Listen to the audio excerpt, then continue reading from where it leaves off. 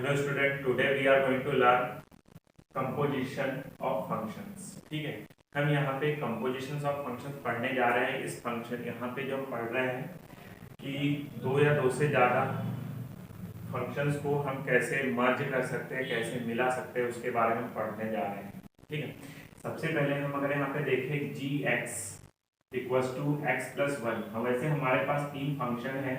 इस तीन फंक्शन में आर टू आर है, मतलब डोमेन और कोडोमेन दोनों कैसे इसमें रियल नंबर है। अगर हम यहाँ पर देख रहे हैं कि एक हमारे पास एक फंक्शन जी एक्स है जिसमें दिया गया है कि एक्स प्लस वन है, तो इसका मतलब क्या है कि अगर हम यहाँ पर कोई भी अगर नंबर रखें, जैसे हमने जीरो रखा तो यहाँ पे क्या होगा, जीरो प्लस वन हो जाएगा। सपोज अगर हमने यहाँ पे वन रखा तो यहाँ पे वन प्लस वन होकर टू हो जाएगा, ऐसा ही होगा। अगर हमने यहाँ पर जी वाई रखा तो यहाँ पे कितना होगा, वाई प्लस वन हो जाता है। सही है सर। अगर सपोज हमने यहाँ पर रखा जी ब्रैकेट में एफ रखा तो यहाँ पे क्या हो जाएगा, एफ प्लस वन हो जाता है। सही है। तो अब हम थोड़ा सा एक नया काम करने जा रहे हैं, उससे भी आप थोड़ा ध्यान से देखिए। हम यहाँ पे रखने जा रहे हैं जी ब्रैकेट में, ठीक है, जहां पर जो भी हम ब्रैकेट में रख रहे थे वो एक्स की जगह पे आते जा रहा था। अगर सपोज यहाँ पे अगर स्क्वायर होता तो फिर इनके ऊपर क्या होता है, यहाँ पर भी स्क्वायर आते चला जाता। सही है, तो हम कंसीडर कर लेते कि यहाँ पे स्क्वायर भी है। ठीक, तो अब क्या होता है कि हम यहाँ पे एक नया काम कर रहे हैं, हम यहाँ पे लिखने जा रहे हैं एफ एक्स। तो यहाँ पर क्या हो जाएगा, एफ एक्स का स्क्वायर प्लस वन। सही है सर। अगर हमने एफ एक्स का स्क्वायर प्लस वन लिख दिया है यहाँ पे, तो एफ एक्स इक्वल टू क्या है, x to the power three है। तो हमारे पास अगली स्टेप में क्या बन जाता है, x to the power three and then इसकी भी पावर टू प्लस वन। इसको सॉल्व होने पे कितना आ जाएगा, एक्स की पावर सिक्स प्लस वन हो जाता है। और हम इस साइड से इसको क्या लिखते हैं, जी ओ एफ एक्स। इसी को क्या लिख दिया हमने, जी ओ एफ एक्स लिख दिया। ठीक है, तो हमने यहाँ पर क्या किया, दो एफ और जी दो अलग अलग फंक्शन थी, उनको हमने यहाँ पर मिला दिया। ठीक है, ऐसा ही हम यहाँ पर हम और क्या कर सकते हैं, जैसे कि अगर हमारे पास, जैसे हम यहाँ पे एक्स के लिए देख रहे हैं, तो एक्स पे हम यहाँ पर जो भी लिखेंगे वो यहाँ पर भी आएगा। जैसे हमने यहाँ पे वन लिखा तो यहाँ पे भी वन आएगा, हमने यहाँ पे 12 लिखा तो यहाँ पर भी 12 हो जाएगा, उसकी पावर 3 सॉल्व होगी फिर। सही है सर।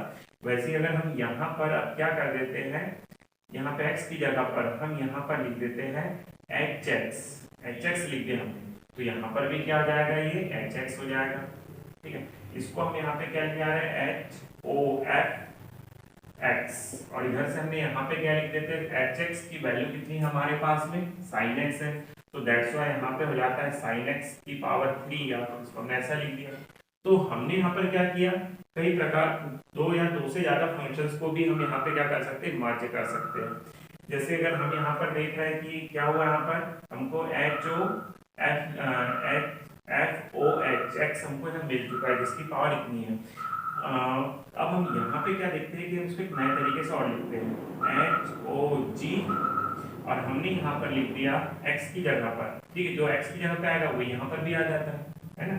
जैसे हमने यहाँ पे वन लिखा तो यहाँ पे कितना आएगा, साइन वन की पावर थ्री, ऐसा सॉल्व हो जाएगा।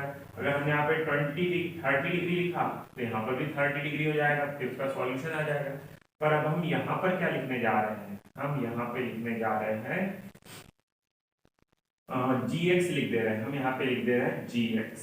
तो यहाँ पर भी क्या होगा, एक बड़ा ब्रैकेट यूज करके हम यहाँ पे लिख देते हैं जी एक्स। ठीक है, और अगली स्टेप में ये क्या बन जाएगा, एच एफ ओ जी एक्स, ये इस तरीके से बन जाएगा। हमने यहाँ पे तीन फंक्शंस को क्या कर दिया, मर्ज कर दिया, मिला दिया उसको। और यहाँ पर क्या कर देंगे, हम यहाँ पे लिख देते हैं साइन थ्री, और यहाँ पे जी एक्स की वैल्यू कितनी होती है, एक्स स्क्वायर प्लस वन। ये हमारे पास इसका आंसर, यानी इसका कंपोजिशन आ गए तीनों का, इस तरीके से लिखिए। हम इसको चाहे तो ऐसे भी लिख सकते हैं, नहीं इसको नहीं, इसको तो हम ऐसे लिखेंगे, पर हम और भी तरीके से मर्ज कर सकते हैं। ठीक है, तो जैसे अगर हम, जैसे हमारे पास अभी क्या लिखा है यहाँ, एफ एक्स की पावर x की पावर 3 दी हुई है। अगली स्टेप में हम यहाँ पर जो भी लिखे, ठीक है, वो यहाँ पर क्या आ जाएगा, उसकी पावर 3 होके यहाँ पे आ जाएगा। तो हम यहाँ पे क्या करते हैं, एफ एक्स की रखते हैं। तो यहाँ पर भी एफ एक्स आ जाएगा। अब क्या होता है देखो जरा, यहाँ पर जो है इसको हम लिख देते हैं एफ ऑफ एफ एक्स, और इसको हम यहाँ पे लिखते हैं साइन एफ एक्स की वैल्यू किसके बराबर, एक्स टू दी पावर 3 के बराबर है, तो एक्स टू दी पावर 3 और इसकी power 3, then it will becomes x to the power 9। तो ये हमारे पास एफ ऑफ एक्स हो जाता है। तो इस तरीके से हमने यहाँ पर क्या किया, कई फंक्शंस को यहाँ पर ऐसा मिला दिया, कई फंक्शंस को यहाँ पे मिला दिए देते हैं। ठीक है, इसी को हम कहते हैं कंपोजिशन ऑफ फंक्शन। हम इसको लेकर के और कुछ चीजें भी देखते हैं। अब हम यहाँ देखने जा रहे हैं कि हमारे पास दो फंक्शन है। पहला फंक्शन एक एफ फंक्शन है, वो कैसा है, ये सेट ए से लेके बी तक, सेट ए और सेट बी के बीच में है। मतलब सेट ए क्या है, उसका डोमेन है, और बी क्या है, उसका कोडोमेन है। ये ए सेट हो गया, ये बी सेट हो गया। हमने इसको यहीं पे से एक्सप्लेन कर दिया। या हम इसको चाहे तो ऐसे भी बता सकते थे, F such is A to B. ठीक है, ए से बी की तरफ। अगर हमारे पास g जो है और fx जो है, इसको डिफाइन क्या किया गया है, x + 1 से डिफाइन कर दिया गया है। Now I am talking about the g जो है, इसको हम bc, ये हमारा b सेट हो गया, ये c सेट हो गया। इसको चाहे तो हम ऐसे भी लिख सकते हैं b to c। इस तरीके से हमने इसको एक्सप्लेन कर दिया है। हमने इस सेट को यहाँ पर इस सर्कल के फॉर्म में, सर्कल नहीं पर जो भी है उसके फॉर्म में हमने यहाँ पे बना लिया है। यहाँ पे देखें तो ये हमारे पास fx है और यहाँ हमारे पास gx है। fx में क्या है, x + 1 है, यहाँ पर क्या है, gx में x² है। ठीक है, तो अब यहाँ पर क्या देखते हैं कि जब हम x की वैल्यू अगर 1 रखें, ठीक है, क्योंकि हम इसमें वैल्यू कहाँ से रखेंगे, a सेट से रखेंगे, तो हमको इसकी वैल्यू कितनी मिल रही है, 2 मिल रही है। 2 रखी तो 3 मिल रही है, और 3 रखी तो कितनी मिल रही है, 4 मिल रही है। सही है। वैसे ही अगर हम यहाँ पर जब इसकी वैल्यू रखते हैं तो gx में, तो x की वैल्यू यहाँ पे 2 का स्क्वायर लगा हुआ है, 4 हो जाता है। 3 का स्क्वायर कितना होता है, 9 हो जाता है। 4 का स्क्वायर 16 हो जाता है। तो ये इस तरीके से हमारे फंक्शन यहाँ पर हमने बताया। अब हम यहाँ पे क्या करते हैं कि हमारे पास gx की इक्वल्स टू x² दिया हुआ है, तो हम यहाँ पे इसका कंपोजिशन निकालते हैं, दोनों के साथ लिखने की कोशिश करते हैं। तो हमने यहाँ पर देखा कि gx तो इधर हो जाता है, ये x का स्क्वायर हो जाएगा। ठीक है, तो यहाँ से जो है ये x जो आया है, ये जो x है ना, ये x, तो ये जो x है, तो x की वैल्यू हमने कितनी ले ली, यहाँ से जो है x की जगह पे हम क्या रखने जा रहे हैं, fx रख देते हैं। ये fx रखा हमने यहाँ पे, तो इधर कितना हो जाता है, ये x, इधर भी fx हो जाता है। fx की वैल्यू हमने यहाँ पे कितनी ले ली है, fx इक्वल हो जाता है x + 1, that's why I will write here x + 1 का स्क्वायर। इसको हम यहाँ पे क्या लिखते हैं, GOF लिख देते हैं और साथ में x लिख देते हैं। ठीक है, अब जो GOF बना हुआ है उसका क्या होता है देखो जरा, उसमें x क्या आ जाएगा, कितना मजा आएगा। तो अब हम यहाँ से क्या करते हैं, इसमें ये GOF जो आया है, हमको मिला है, इसमें सपोज हमने 1 रखा, ये यहाँ से a से उठाया हुआ। ठीक है, तो यहाँ पे कितना हो जाता है, इसको सॉल्व करने के यहाँ पे रहता है 1 + 1 का स्क्वायर, मतलब इसको सॉल्व करें तो 2 और 2 का स्क्वायर 4।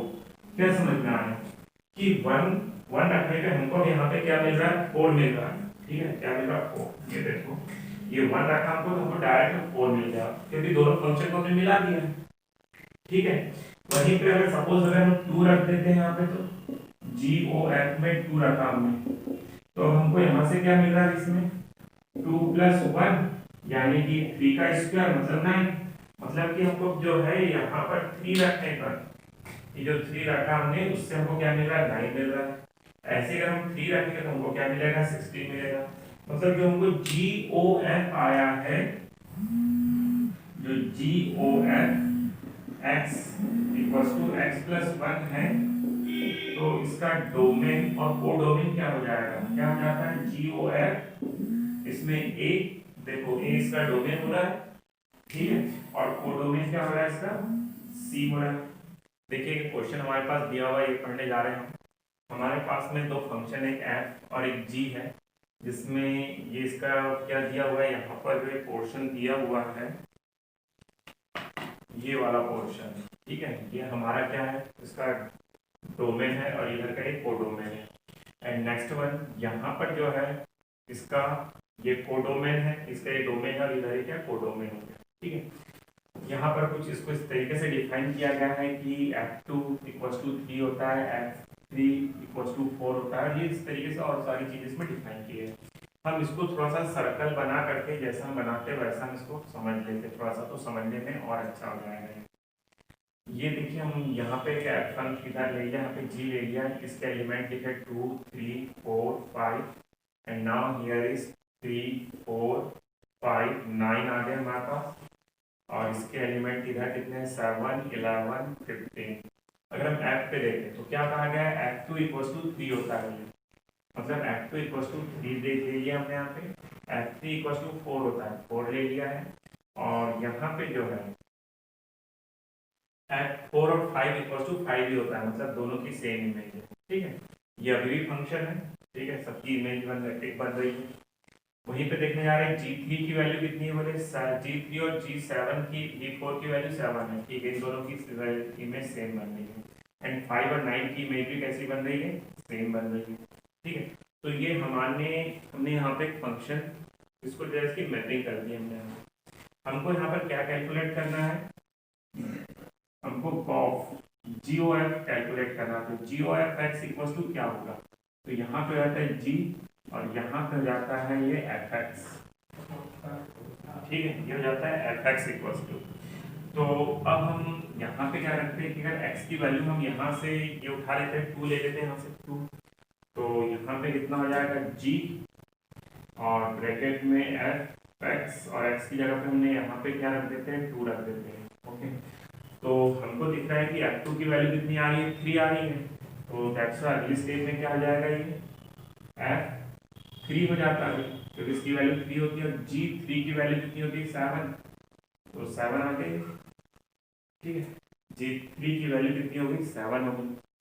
वहीं से अगर हम यहाँ पे देखें G ऐसी, अब इधर तो ऐसे ही चलते रहेगा, तो हम यहीं पे लिख लेते हैं GFX, x की जगह पे हम यहाँ पे क्या ले लेते हैं, यहाँ से 3 ले लेते हैं। सपोज हमने यहाँ पे 3 लिखा, तो 3 लेने पे यहाँ पे कितना आता है G3 की F3 की वैल्यू कितनी होती है, 4, तो 4 रखा हमने।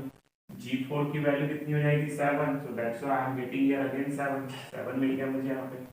अब मैं 4 और 4 रखता हूँ, GF4, ठीक है, समझ में आ रहा है। ये देखो यहाँ से अपने ये आया, अब हम x की जगह पे वैल्यू पुटअप करते जा रहे हैं।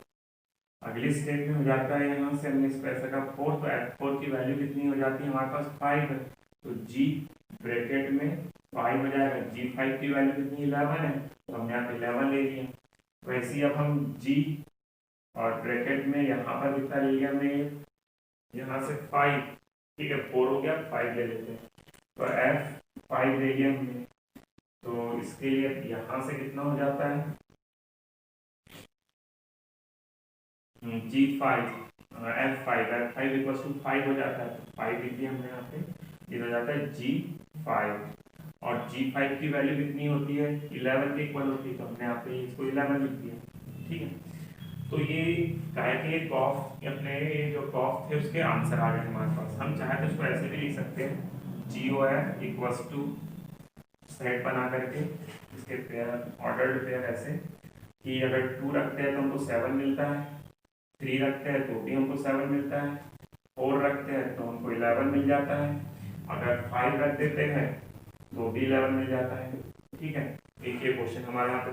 नेक्स्ट क्वेश्चन करने जा रहे हैं हम यहाँ से। नेक्स्ट क्वेश्चन में क्या दिया हुआ है कि f और g हमारे पास दो फंक्शन है, ठीक है, दोनों r टू r मतलब रियल टू रियल नंबर है, and fx equal to cos x, gx equal to x to the power 3 है। अगर हमको शो करना है कि जो हमको यहाँ से f o g GOF and f o g जो मिलेंगे दोनों नॉट इक्वल है, तो देख लेते हैं। इसके लिए हम यहाँ पे क्या करते हैं, सबसे पहले f ओ g x निकालने के लिए हमने इसको लिखा है g ब्रैकेट में fx, ठीक है, इतना हो जाता है। इसी को आप लिख देते हैं g, और यहाँ पे आ जाता है आपके पास fx इक्वल टू क्या होता है, cos x, तो cos x लिख दिया। ठीक है, अब देखना कि अब हमको g cos x की वैल्यू कितनी होती है, तो देखना ये फंक्शन को थोड़ा सा मैं अलग से इधर लिखता हूँ। जैसे अगर हमारे पास यहाँ पे x लिखा है तो हम यहाँ लिखते हैं x की पावर 3 लिखते हैं। अगर हम इस x को हटा दूँ यहाँ से, इन दोनों x को, यानी यहाँ पे जो भी आएगा उसमें 3 x को हटा देता हूँ, तो मैंने यहाँ पे क्या लिख दिया, cos x लिख दिया, तो यहाँ पर भी क्या आ जाएगा, cos x आ जाता है। उसको सॉल्व होकर कितना आ जाएगा cos टू द पावर 3, मतलब इसको सॉल्व होकर कितना आ जाएगा cos 3x आ जाता है। ठीक है, मतलब कि GOF की वैल्यू कितनी है cos टू द पावर 3 है। अब हम FOG पे आ जाते हैं, FOGX, तो इसमें क्या हो जाता है f की f ब्रैकेट में gx लिख देते हैं हम यहाँ पे। जब इसको हमने यहाँ पे क्लोज किया तो f यहाँ से कितना हो जाता है ये gx की वैल्यू कितनी है cos x to the power 3 equals to, अब इसकी इधर कितना होगा तो हम यहाँ पे देखते हैं थोड़ा सा इधर से, और कि हमने यहाँ पे लिखा fx equals to cos x, सही। अगर हम जो भी यहाँ लिखेंगे उसको हमको यहाँ लिखना पड़ेगा। जैसे हमने यहाँ पे 10 लिखा तो यहाँ पे 10 लिखना पड़ेगा हमको। अगर हमने यहाँ पर और क्या लिख दिया 10 टू द पावर 3 लिख दी तो यहाँ पर भी 10 टू द पावर 3 हो जाएगी, आ जाएगा ऐसा। वैसे अब हम यहाँ पर क्या लिखने जा रहे हैं, क्या लिखे हम यहाँ पे x टू द पावर 3 लिख देते हैं। अगर तो यहाँ पर भी क्या आ जाएगा x टू द पावर 3 हो जाएगा, x to the power 3 then x to the power 3। तो ठीक है, fx equals to x to the power 3 equals to हो जाता है cos x to the power 3। तो ये दोनों सेम है क्या, नहीं है, दोनों इक्वल नहीं है। तो हम यहाँ पर क्या लिख देंगे GOF is not equals to FOG। ठीक है, हैंस प्रूव, यही हमको यहाँ पे प्रूव करना था। कुछ और चीजें देखते हैं इसके आगे। Now we are going to see the invertible function. Invertible function क्या होता है ये हम देखने जा रहे हैं। जैसे कि आप देख रहे होंगे कि हमने यहाँ पे क्या लिखा भी कि a function f(x) y is defined to be invertible। अगर हमने क्या किया है कि f(x) फंक्शन है, हमारे पास f(x) फंक्शन है जिसका डोमेन क्या है x है और कोडोमेन y है। अगर हम बता रहे हैं कि अगर ये इन्वर्टिबल है तो इसका क्या कंडीशंस होती है कि एक और फंक्शन एग्जिस्ट करता है जैसे g। ठीक है, ये g में क्या होता है कि यहाँ पे इसका डोमेन जो रहेगा वो x हो जाएगा और यहाँ पे जो है ये सॉरी यहाँ पे y हो जाएगा और यहाँ पर x आ जाता है। मतलब जो यहाँ पे था उसका उल्टा यहाँ पे हो जाता है।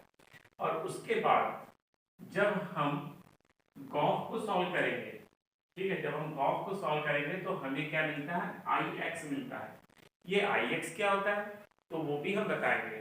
और साथ में जब हम गॉस को सॉल्व करते हैं तो iy मिलता है, वो भी हम भी बताएंगे आपको। ठीक है, कि तब ये अगर ऐसा हो जाता है तो कहते हैं कि g क्या है, g जो है यहाँ पे हमको g जो मिला हुआ है, ये g जो फंक्शन है वो कैसा है f का इनवर्स फंक्शन है। और अगर इनवर्स फंक्शन अगर है तभी इसे क्या कहते हैं कि f का क्या है इन्वर्टिबल पॉसिबल है। थोड़ा सा समझ में अभी नहीं आया होगा पर अब मैं आपको समझाने की कोशिश करता हूँ दूसरे तरीके से कि क्या है कि एक f फंक्शन है हमारे पास और वो कैसा फंक्शन है x टू y। ये एक fx एक फंक्शन ले लिया हमने। ठीक है, यहाँ पर हम कैपिटल X और कैपिटल Y ले लेते हैं। ठीक है, थोड़ा समझने में सही रहेगा। और एक हमारे पास है g ले लेते हैं हम g। ठीक है, g में g किस तरीके से y x और यहाँ पे हमने ले लिया है g y। ठीक है, ये जो x तो हमारे पास क्या हो रहा है कि अगर हम एक फंक्शन f है एक फंक्शन g है, इनको लेकर के अगर हमें कुछ ये चीजें निकालते हैं जैसे GOF गॉफ निकाला हमने तो हमको क्या मिलता है ix। ठीक है, अगर ये ix क्या होता है वो भी हम बता रहे हैं पर अभी आप देखो कि ix है कुछ। और दूसरी चीज हो जाती है FOG फॉग इक्वल्स टू, जब हम निकालते हैं तो हमको क्या मिल जाता है, इसमें मिल जाता है iy। ठीक है, अगर ऐसा अगर हो जाता है तो तब हम क्या कहते हैं कि जो हमने जो g फंक्शन हमने कहा था यहाँ पे जो g फंक्शन हम कह रहे थे, ये g फंक्शन क्या है, ये ही खुद क्या है इनवर्स फंक्शन ऑफ f है। ठीक है, यही क्या है इनवर्स फंक्शन ऑफ f है। ये इनवर्स फंक्शन क्या होता है तो अब हम वो देख लेते हैं, हम आपको बताते हैं। देखो कि हमारे पास क्या दिया हुआ है, यहाँ हम ऐसा पहले हम ऐसा लिखते हैं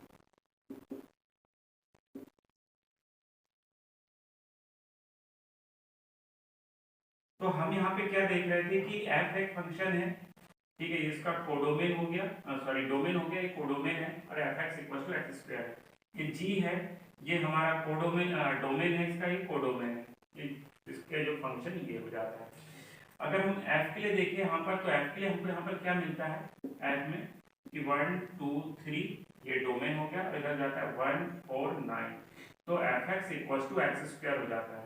तो 1 का 1 से हो जाता है, 2 का रिलेशन 4 से बन जाएगा इसमें रखने पर, तो 3 बन जाता है। सही है सर। वहीं पर अगर हम gx के लिए बात करें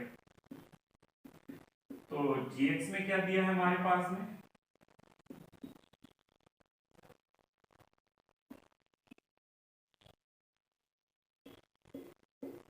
ठीक है, इसके इक्वल टू हमारे पास रूट एक्स दिया। जब हम इसको सॉल्व करते हैं 1 को सॉल्व करने पे 1 मिलता है, 4 को सॉल्व करने पे 2 मिलता है, इधर सॉल्व करने पे 9 मिलता है। सही है सर, ऐसा हो रहा है। तो आपको उसको समझ में आ रहा है यहाँ पे कि ये यहाँ पर जो था, जो ये डोमेन था, ठीक है, ये डोमेन था, यहाँ पे क्या हो गया कोडोमेन बन गए, ठीक है, और जो यहाँ पे कोडोमेन था वो क्या हो गया डोमेन हो गया। बाकी सारी चीजें वैसी की वैसी है। देखिए 1 का रिलेशन 1 से बन रहा है, यहाँ पर भी 2 का रिलेशन 4 से बन रहा है, यहाँ पर भी 4 का रिलेशन 2 से बन रहा है। जो चीजें इधर से इधर जा रही थी बिल्कुल ऐसा ही हो गया पूरा। समझ में आ रही बात आपको? बिल्कुल वही चीजें हैं जो fx में थी, वही वही gx में भी है, बस थोड़ा सा डोमेन जो था कोडोमेन बन गया, थोड़ा सा इंटरचेंज हो गया डोमेन और कोडोमेन। तो हम यहाँ पे क्या कह सकते हैं कि जो f जो है, जो g यहाँ कहते हैं g जो है वो क्या है, इनवर्स फंक्शन है ऑफ f का, ठीक है, वो क्या है f का क्या है इनवर्स फंक्शन है। उसको उल्टा करा ना सारे काम को उसके, ठीक है ना, इसी को कहते हैं इनवर्स फंक्शन। तो हम हमारे क्वेश्चन पे वापस आते हैं। इस क्वेश्चन में क्या होता है कि जिसका भी इनवर्स पॉसिबल होता है उसी को क्या कहते हैं कि वो कैसा फंक्शन है, इन्वर्टिबल फंक्शन है। मेरी बात समझ आई? जिस भी फंक्शन का इनवर्स फंक्शन पॉसिबल होता है उसी को कहते हैं इन्वर्टिबल फंक्शन कहते हैं, क्योंकि हर फंक्शन का इन्वर्टिबल पॉसिबल भी नहीं होता है, ठीक है। अब हम यहां से कुछ और देखते हैं हम इसको लेकर के। अब हम ये वाला क्वेश्चन सॉल्व करके मैं आपको इन्वर्टिबल फंक्शन क्या होता है और समझाने की कोशिश करता हूँ। ज़्यादा टफ नहीं है, बहुत आसान है। देखते हैं हम यहाँ पे। देखिए क्वेश्चन क्या दिया कि एक फंक्शन है जो n टू y है, ठीक है, y एक सेट है जिसमें कौन से नंबर है, ये वाले नंबर है आपके। इसको ऐसे डिफाइन किया है कि y एक नेचुरल नंबर है जिसमें इक्वेशंस क्या है हमारे पास, इसमें रिलेशंस क्या है, y equals to 4x plus 3x belongs to n। या फिर हम यहाँ पे y को जो लिखा हुआ है इसकी जरूरत नहीं है, परंतु थोड़ा सा आपको समझाना चाहता हूँ, मैं इसलिए बता रहा हूँ। सपोज कि अगर हमने यहाँ पे x की वैल्यू 1 रख दी तो क्या होता है, तो y की वैल्यू हमको कितनी मिलेगी 7। सही है ना। अगर सपोज हमने यहाँ पे 2 रख दिया तब कितना होता है, ये 8 हो जाएगा, और 8 प्लस 3 कितना हो जाएगा 11। फिर हमने 3 रख दिया तो 12, और 12 प्लस 3 15। तो इस तरीके से जो है इसमें ये नंबर आते चलेंगे, ठीक है, नेचुरल नंबर ही आएंगे। y इक्वल्स टू ये भी नेचुरल नंबर है। सही है सर। तो ऐसे ही नंबर इसके बाद जो भी और आना है वो आते जाएंगे, ठीक है, पर हमको इससे भी कोई मतलब नहीं है, यानी मतलब तो है पर अब इसकी जरूरत नहीं है, कहना मतलब ये है। अब हम यहाँ से दूसरी पे आते हैं, हम ये देखते हैं कि हमको बताना है कि इसका इन्वर्टिबल फंक्शन है या नहीं है। तो यहाँ पर बात क्या होती है कि वही फंक्शन इन्वर्टिबल फंक्शन होते हैं जो कि कैसे हो, बाइजेक्टिव हो। उन्हीं का हम क्या कर सकते हैं, इनवर्स फंक्शन निकाल सकते हैं। जिनका बाइजेक्टिव फंक्शन जो नहीं होते हैं उनका हम इनवर्स फंक्शन भी नहीं निकल सकता, जिनका इनवर्स फंक्शन नहीं निकल सकता वो इन्वर्टिबल भी नहीं होंगे। तो हम यहाँ पे क्या कहने जा रहे हैं कि पहले हम इसके लिए जो ये हमारा f है हम इसको पहले बाइजेक्टिव प्रूफ करेंगे, ठीक है। जब वो बाइजेक्टिव प्रूफ हो जाएगा तब हम कह सकते हैं कि ये कैसा फंक्शन है, इन्वर्टिबल फंक्शन है। और फिर हम उसके बाद जो है इसका इनवर्स फंक्शन भी निकालने की प्रोसेस को आगे देखते हैं। तो हम कैसे निकालते हैं, सबसे पहले इसको 1 प्रूफ कर लेते हैं। तो हम यहाँ पे लिख लेते हैं लेट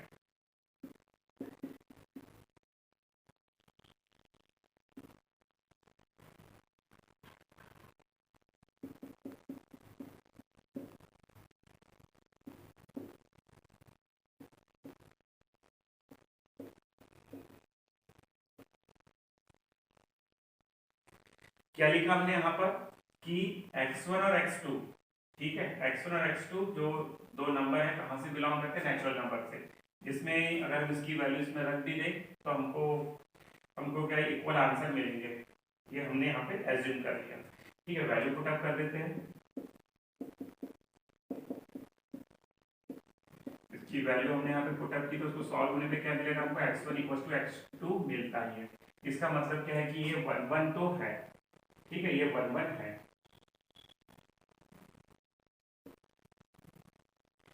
दूसरा हम यहाँ पे इसको एक हम यहाँ पर ले लेते हैं।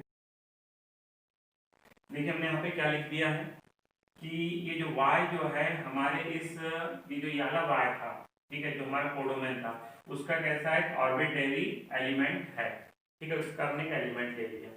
तो इसी कारण से अब यहाँ पे क्या हो जाता है, जो हमारा सिर्फ फंक्शन था fx equals to 4x plus 3, तो हम इसकी जगह पे क्या लेते हैं, y equals to 4x plus 3, ठीक है, जो इसका कोडोमेन था उसका एक एलिमेंट ले लिया हमने इसको हम आगे सॉल्व करते तो x की वैल्यू हम यहाँ से निकाल लेते हैं, तो x की वैल्यू हमको यहाँ से क्या मिल जाती है, x की वैल्यू हम यहाँ से निकाल लेते हैं, तो हो जाता है y minus 3/4 equals to x।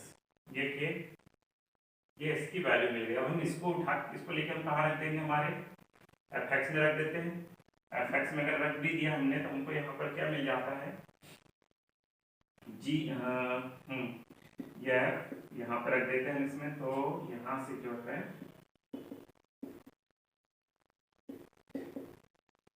ये रख दिया हमने, तो यहाँ से आता है 4x प्लस 3, ठीक है, तो यहाँ से रखा हमने इसको y माइनस 3/4, इसको कम्प्लीटली सॉल्व कर ले तो फिर से हमको क्या मिलता है, y, मतलब कि हमने y यहाँ रखा था, हमको वापस y मिल रहा है, मतलब ये क्या है, ऑन टू फंक्शन भी है, लिख देते हैं f इज ऑन टू। देखो 1 1 भी है, ऑन टू भी है, मतलब ये क्या है, बाइजेक्टिव है, ठीक है। तो ये पहली स्टेप हो, ठीक है, जब हम किसी का भी इन्वर्टिबल फंक्शन प्रूव करना है, तो इन्वर्टिबल फंक्शन अगर बाइजेक्टिव, अगर हमने बोल दिया कि बाइजेक्टिव है, मतलब वो क्या है, इन्वर्टिबल भी है, ठीक है। परंतु इन्वर्टिबल अगर हमको इन्वर्स निकालने के लिए कहा गया है, तो पहले हमको उसे क्या बताना पड़ेगा, बाइजेक्टिव है, और बाइजेक्टिव है तो मतलब वो इन्वर्टिबल भी है, तब हम उसका इन्वर्स निकाल लेंगे। तो इतना आपने तो पहले भी पढ़ चुकी है सब चीज़ें, तो हम यहाँ पे इसको मिटा दे रहा हूँ, अगर लिखना चाहो तो आप लिख सकते हो, अब इसको मिटा दे रहा हूँ, तो है ना, इसकी जो मेन चीज़ है, इसको पर हमें एग्जाम में इसको लिखना भी है, ठीक है, एग्जाम में हमें इसे लिखना भी है, ऐसे नहीं कि मैं मिटा रहा हूँ तो आपको नहीं लिखना है, लिखना भी इसे एग्जाम में। पर इसके इतना लिखने के बाद में जो है आपको जो लाइन लिखना पड़ेगा, क्योंकि बस जल्दी की कमी है, इसलिए मैं इसको मिटा दे रहा हूँ और यहाँ पर लिख दे रहा हूँ मैं f is bijective function,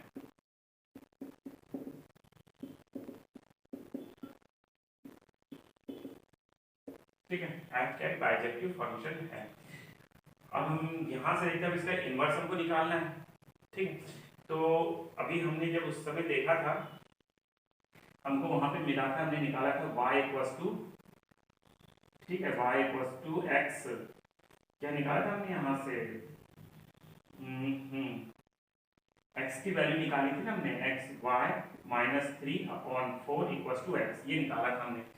ये अब हमारे लिए क्या होगा, अब आगे काम करेगा, हमने इससे पहले भी इसको लिख लिया था। तो हम यहाँ पे लिखते हैं लेट g एक ऐसा फंक्शन है जो कैसा है, इसी को उल्टा कर दे रहे हैं, ठीक है, जिसका डोमेन क्या है, y है, और कोडोमेन क्या नेचुरल नंबर है। इसको लेने पर हमको एक ऐसा gx एक फंक्शन, gy हम एक फंक्शन ले लेते हैं, जिसके इक्वल टू हम ले ले रहे हैं यहाँ पे y माइनस 3/4, ठीक है, ठीक है, फंक्शन हमने ले लिया। ये कहाँ से मिला, हमने जब ऑन टू जब ले रहे थे वही का फंक्शन हमको यहाँ पे उठा के ले लेना है, ठीक है। ये हमारे पास gy मिल गया हमको। अब gy से एक फंक्शन आ गया। अब हमने क्या पढ़ा था, अब देखो कि हमको इन्वर्टिबल के हमको दो फंक्शन यहाँ पे मिल गए हैं, ठीक है। इसमें हम क्या निकालते हैं, पहले गॉफ निकालते हैं, ठीक है, हम फॉग निकालते हैं ना। तो पहले गॉफ निकालने के हम क्या करते हैं, इसमें सबसे पहले GOF, ठीक है, GOF, तभी आपको IX और IY भी आपको समझ में आ जाएगा। GOF X ये लिखा हमने यहाँ पे, तो इसका मतलब क्या होता है, G ब्रैकेट में यहाँ पे हो जाता है ये fx, ठीक है। अब g इक्वल टू क्या होता है हमारे पास में, ये g के g जब gy रहता है तो ये होता है, तो उसमें fx आ जाएगा, तो हम यहाँ पे क्या लिख देते हैं y, ये इसके लिए यानी y की जगह पे y 3 4, अगर हमने यहाँ पे fx लिया तो that's why I have to take here fx भी ले लूंगा मैं यहाँ पे, अब इसी के अगली स्टेप में यहाँ पर अगर मैं एफ एक्स की वैल्यू कितनी है हमारे पास, ये है 4x+3, तो लिख देते हैं यहाँ पे 4x+3 -3/4, और इसको सॉल्व करने में कितना आ रहा है x, ठीक है। यानी हमने यहाँ से x लेके चले थे और x ही हमको मिल रहा है, यही क्या होता है IX, जिसको हम कहते हैं आइडेंटिटी फंक्शन, ठीक है। इसी को हम क्या कहते हैं आइडेंटिटी फंक्शन। हम इतना सब कुछ नहीं लिखते, सिर्फ इतना वही लिख देते हैं GOF(x) = IX, आइडेंटिटी फंक्शन। एक चीज दिया गई हमारे पास में, या इसको अभी नहीं लिखते, लास्ट में लिख देंगे। दूसरा आ जाता है FOG(x) = GX, ठीक है। FOG लेके चल रहे हैं, तो G हम यहाँ पे, क्योंकि हम Y लेंगे, Y क्यों लेंगे हम यहाँ पे, क्योंकि Y हमने जो था यहाँ पे Y के फॉर्म में लेके रखा है Y को, और थोड़ा सा इसमें एक और चीजें भी थी, हमने लिखा था कि Y जो है, ये जो याला Y जो हमने लिया था वहाँ पे, Y is the arbitrary element of capital Y का एलिमेंट है, हमने ये कहा था। तो इसी के बाद हमको यहाँ पर क्या मिल जाता है FGX। इसी की अगली स्टेप पे हम यहाँ पे क्या लिख लेते हैं GX F, तो F के फॉर्म में हमको लिखना है, तो F इक्वल टू क्या हो जाएगा, FGX इक्वल टू जाता है 4 ब्रैकेट में x की वैल्यू हम रखेंगे, तो x की जगह हमारे पास क्या है, ये gx है, वो लिख देते हैं हम यहाँ पे gx। अब हम इसको सॉल्व, gx की वैल्यू कितनी है हमारे पास में, सॉरी gy, हम यहाँ पे y लेंगे, y and what is the value of y की, gy की वैल्यू ये है हमारे पास में, तो इसकी वैल्यू को हम यहाँ से लिख लेते हैं, और यहाँ पे आता है 4 gy की वैल्यू जो है ये है y -3/4, ठीक है, और इधर +3, ठीक है। इसको कम्प्लीटली जब सॉल्व करते हैं तो y मिल जाता है। तो देखा आपने, जब हम x लेके चले तो हमको वापस x मिल गया, जब y लेके चले तो वापस y मिल गया। इसी को हम क्या कहते हैं आइडेंटिटी फंक्शन। इतना होने के बाद में हम सिर्फ एक ही चीज लिखते हैं यहाँ पे, GOF = IX, ठीक है, और FOG = IY, ठीक है, IY। वैसे अगर हम यहाँ पर भी अगर x रखते हैं, x के फॉर्म में इसको लिखते हैं, तो यहाँ पर भी x लिख देते हैं, पर थोड़ा सा फिर और कंफ्यूजन रहता, इसलिए जहाँ पे x और जब y चला दिया हमने, अब कोई दिक्कत नहीं है। अगर हमको ये मिल गया तो इसका मतलब क्या है कि g, ठीक है, वही तो हमने लिखा कि ये दो फंक्शन थे, और उतना होने के बाद अगर हमको ये दो कंडीशंस मिल जाती है, तब हम कहते हैं कि g क्या है, f का इनवर्स फंक्शन है, इसलिए g = f इनवर्स से हम इसको रिप्रेजेंट कर देते हैं, ठीक है। तो हम यहाँ पर फिर से एक बार लिखते हैं, g is inverse function of f, ये हो जाता है। g क्या है, तो ये है, ठीक है। एक और बार लिख दो लगे तो gy = y -3/4, ठीक है। तो यही हमारा क्या होता है, इन्वर्टिबल फंक्शन हो जाता है, ठीक है। एक और क्वेश्चन देखते हैं इन्वर्टिबल फंक्शन को लेकर के। दूसरा क्वेश्चन देखने जा रहे हैं यहाँ पे। इस क्वेश्चन में क्या दिया हुआ है कि एक y सेट है, ठीक है, जिसमें कौन कौन सी टर्म्स है, तो n², और n क्या है, क्या नेचुरल नंबर है, मतलब क्या है कि इस y में क्या क्या आ सकता है हमारे पास में, 1 जैसे 1 आ सकता है, 4 आ सकता है, 9 आ सकता है, ठीक है, और 16 आ सकता है, सर जितना 25, 36 ऐसे स्क्वायर वाली टर्म्स इसमें आ सकती है, ठीक है। थोड़ा सा बताना जरूरी था, बता दिया आपको मैंने। अब हमारे पास जो फंक्शन है वो कैसा फंक्शन है, natural number two y, natural number two y है। इसको थोड़ा सा एक मैपिंग से बताने की कोशिश करता हूँ, मैथ समझने में अच्छा लगता है उससे।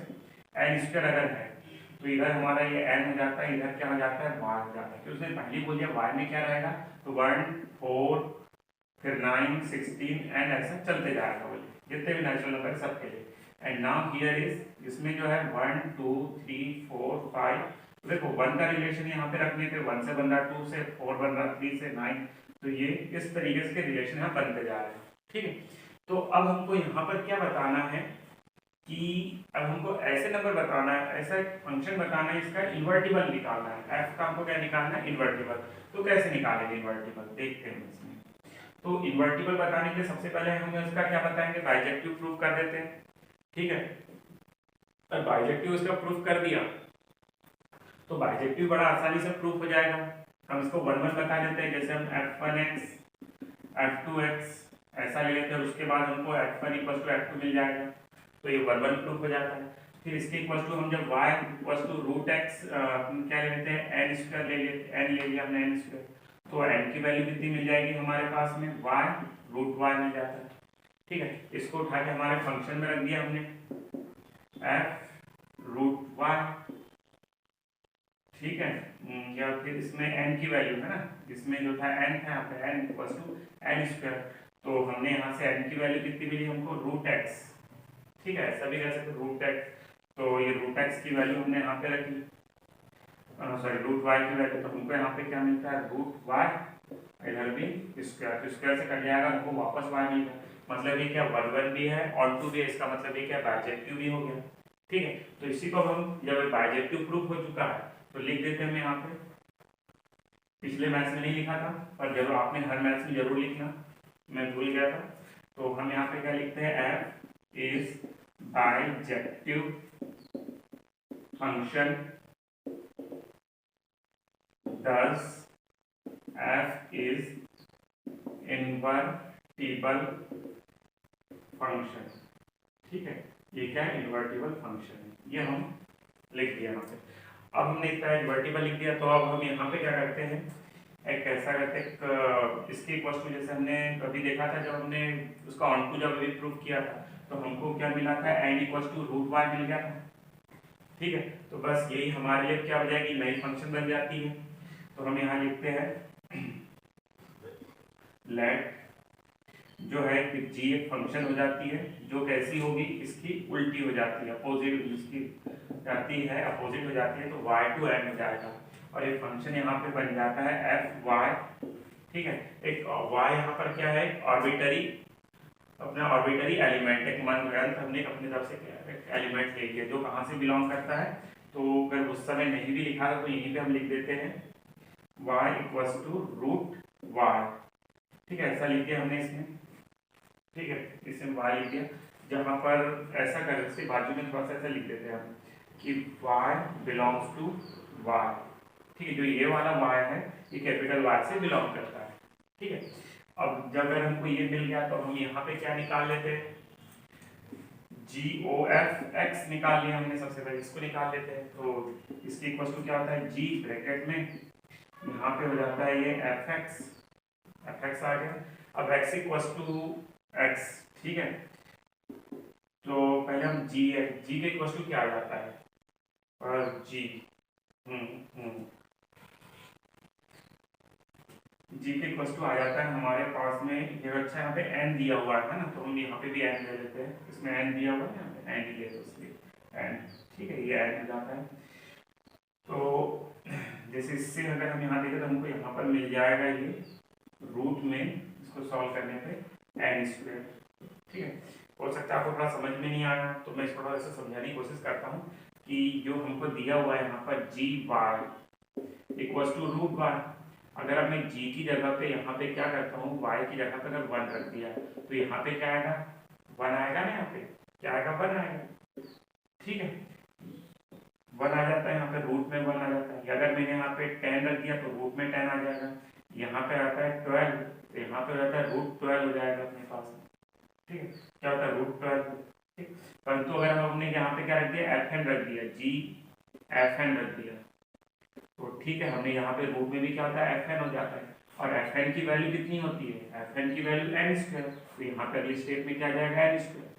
ठीक है, तो इस तरीके से हमने ये लिख दिया, और इसकी अगली स्टेप में क्या मिल गया हमको, n। जब हम वहाँ पे x लेके x की वैल्यू रखते थे तो हमको x ही मिल जाता था, हमने यहाँ पे n की वैल्यू रखी हमको n ही मिल गया। ठीक है, वैसे ही ये हो गया हमारे पास कॉफ हो गया, हम कॉफ निकालते इसका FOG, और FOG मतलब y लेके चलते हैं इसमें। जब इसको आप थोड़ा सा ऐसे याद रख सकते हो कि यहाँ पे इसका क्या ले f, जैसे f के साथ मैंने n लिया, यहाँ मैंने जो था GOF के साथ मैंने n लिया, यहाँ पे FOG के साथ जगह मैंने y लिया, तो ऐसा हमको पता है इस तरीके के साथ। तो देखना जो उसके पास में जो रहता है ना, जैसे आसपास में f है, तो f का डोमेन क्या है, f का डोमेन क्या है, जैसे f का डोमेन क्या था, n था, मैंने n ले लिया। जैसे g का डोमेन क्या है, तो y है, मैंने y ले लिया। बस ऐसे ही था। तो यहाँ पे हो जाता है, रख लिया हमने। अब इधर हो जाता है ये एफ ब्रैकेट में जी वाई, ठीक है। तो वाई के यहाँ से क्या मिल जाता है हमको, इसको देखें तो हम वाई है ना, ये जो है, तो यहाँ पे जी एक्स का स्क्वायर हो जाएगा, यहाँ पे जी वाई का स्क्वायर, ठीक है, बड़े स्क्वायर ब्रैकेट लगा देते हैं। और जी वाई की वैल्यू कितनी होती है, रूट वाई, ठीक है। तो हमने यहाँ पे क्या रखा, रूट वाई का स्क्वायर, रूट से रूट स्क्वायर से रूट कटेगा तो हमको वाई मिल जाएगा, ठीक है। तो समझ में आया कि जब हमने इसको, जब कॉफ को सॉल्व किया तो हमको क्या मिल गया था, एन लेके चले, एन ही मिला तो हमने इसको लिख दिया आई एन, ठीक है। और अगर आई एन मिल गया और इधर कितना आ जाता है, एफ ओ जी को लेके चले और इसको सॉल्व करने के लिए आई वाई मिल गया। इसका मतलब क्या है कि जी ही जो है क्या है, इनवर्स फंक्शन है, ठीक है। और हम यहाँ लिख देते हैं जी वाई इक्वल्स टू, या इसको एक्स के फॉर्म में भी लिख सकते हैं, इसमें कोई दिक्कत नहीं है। यहाँ जाता है रूट वाई, हाँ रूट वाई क्या, हाँ रूट वाई, ठीक है, ये इसका इनवर्स फंक्शन हो जाता है, ठीक है। आई होप आपको ये वीडियो बहुत पसंद आया हो, ठीक है।